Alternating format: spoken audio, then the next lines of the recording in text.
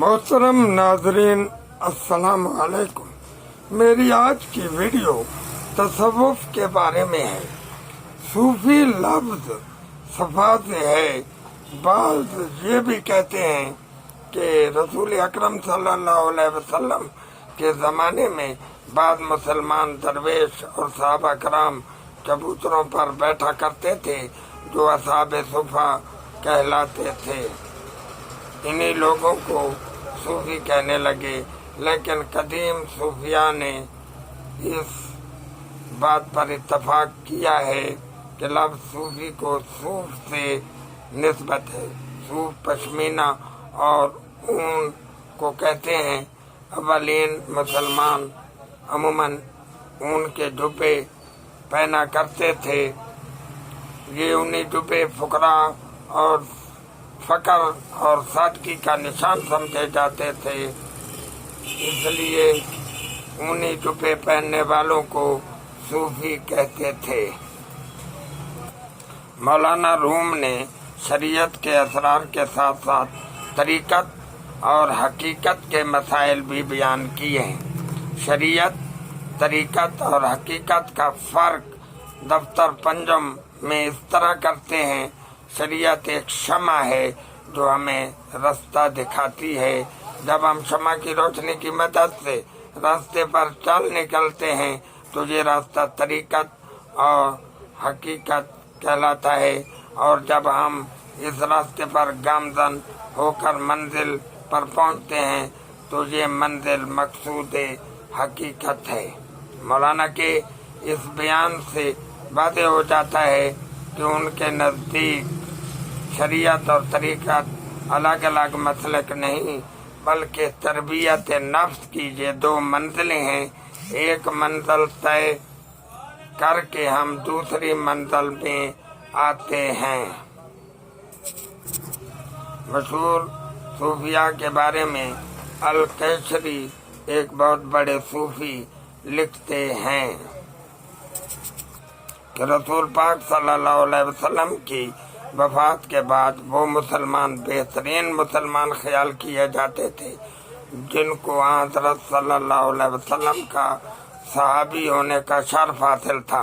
उनके बाद वो बेहतरीन मुसलमान थे जो इन सहाबियों की सोबत में रहे और ताबईन कहलाए। ताबईन के बाद इन मुसलमानों का दर्जा है जो ताबईन से रस्म रखते थे और ताबईन कहलाते थे।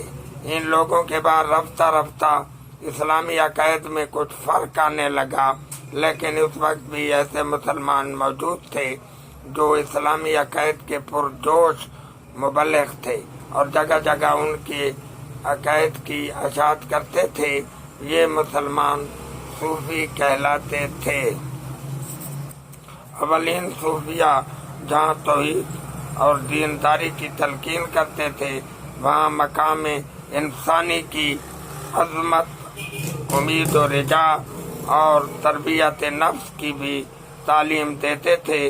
वो इस बात पर जोर देते थे कि अलूम ज़हरी से आरास्ता होकर ज़ुहद इख्तियार करें, नफ्स की तहज़ीब के लिए रियाज़त करें और रूह को तक़वियत दें। दरवेशी को आसान काम न समझें, खानकाहों को नमूद व नुमाइश का मकाम न बनाओ। तसव्वुफ़ इस्लामी एक मस्बत फ़लसफ़ा है जो तलब व जुस्तजू, खलूस व मोहब्बत, इसार, खिदमत खल्क़, मुताला, तरबियत नफ्स, कसब मार्फत और फना फी ज़ात होने पर मुश्तमिल है। जिस मतलब पर अहले तरीक़त अमल करते हैं वो तरीक़त कहलाता है। तरीक़त की कई मंजिलें हैं। सालिक रियाज़त मुजाहिदा से तज़किया बातिन के करके कल्ब को इश्क व मोहब्बत का मरकज़ बनाता है और इसमें अल्लाह ताला की जलवागाह बनने की सलाहियत पैदा करता है और आलम सिफली की कसरत को पीछे छोड़ता हुआ आलम बाला की वहदत के मकाम पर पहुंचने के लिए जिद्दोजहद करता है। مولانا جامی نفحاتُ الانس میں لکھتے ہیں کہ سب سے پہلے صوفی کا لقب ابو ہاشم کو ملا جو کوفے میں پیدا ہوئے اور 777 عیسوی میں وفات پائی۔ صوفیہ کی طریقت کی وضاحت اور تشریح سب سے پہلے ذوالنون مصری نے کی جن کی وفات 860 عیسوی میں ہوئی۔ پھر جنید بغدادی طریقت کو وسعت دے کر اسے ضبط تحریر میں لائے اور شبلی نے باقاعدہ طریقت کی نشر و اشاعت کی۔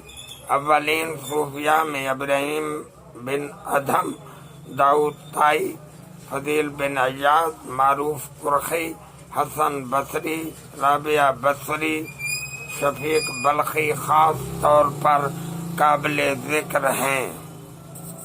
محترم ناظرین، اللہ تعالیٰ آپ کا حامی و ناصر ہو۔ والسلام۔